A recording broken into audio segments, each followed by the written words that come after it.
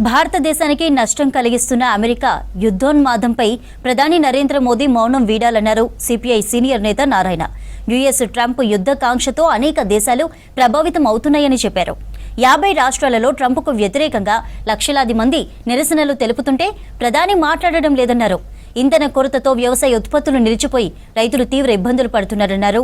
కేంద్ర హోంమంత్రి అమిత్ షా పార్లమెంటులో కమ్యూనిస్టులు మావోయిస్టులపై అక్కసు వెళ్లగక్కారని ఫైర్ అయ్యారు నారాయణ. ప్రపంచంలో భారతదేశం చాలా పెద్దది, డెమోక్రటిక్ ఫార్మ్స్ ఉన్నటువంటి దేశం అది. అలాంటప్పుడు ఎవరు దుర్మార్గం, ఎవరు దాడి చేస్తున్నారో, ఎవరు బాధితో తేల్చాలి.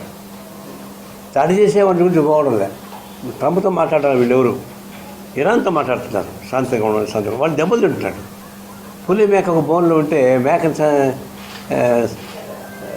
చెప్తే ఎట్లా? పొద్దులు పులిగా చెప్పాల్సింది. అందువల్ల ఇంత పెద్ద భారతదేశం, ముఖ్యంగా మోడీ ట్రంప్ని యుద్ధం నివారించమని చెప్పాల్సిన అవసరం. ఎందుకంటే ఆయనే చెప్తున్నాడు, నేనే యుద్ధం స్టార్ట్ చేశాను, నేనే ముగిస్తాను, నేనే ఇతర దేశాల్లో ఎవరు ఉండాలో నేను నియమిస్తాను అంటాడు. అంటే రేపు ట్రంప్ను కూడా తీసేస్తాడు కావాలంటే, ఇంకొకటి పెడతాడు కదా. అంటే ఇది అంతర్జాతీయ స్థాయిలో భారతదేశానికి ఒక ప్రతిష్ఠ ఉంది. నాన్ మూమెంట్కి ఒక ప్రత్యేకమైన గుర్తింపు భారతదేశానికి ఉంది. అలాంటి గుర్తింపు ఉన్నటువంటి భారతదేశ ఔన్నత్యాన్ని మొత్తం తొమ్మిది దక్కేటువంటి ప్రమాదం వచ్చింది. ఇది విధంగా అవమానం. కాబట్టి రైతులు దెబ్బతింటున్నారు, ధరలు పెరిగిపోతున్నాయి. వంట గ్యాసు మన గ్రామాలు ఎక్కువ కాబట్టి బతికిపోయినాం. ఆ కట్టి పళ్ళు కట్టుకొని చేస్తున్నారు. మన టౌన్లో అయితే ఏం చేస్తారు? ఇవన్నీ ఇంత రియాక్షన్ వచ్చినప్పుడు ఒక మాట కూడా ఎవరు దుర్మార్గం చేస్తున్నారో, ఎవరు దాడి చేస్తున్నారో అతను ఖండించకుండా మాట్లాడేది మన భారతదేశ ఔన్నత్యానికి దెబ్బ.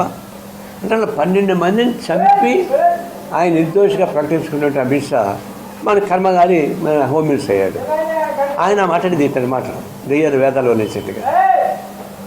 అప్పుడు ఈయన చేస్తుందండి, మోడీని ఈయన అరెస్ట్ చేస్తాడా, లేదా మోడీ ఈయన డిస్మిస్ చేస్తాడా తేల్చాల్సి వస్తుంది.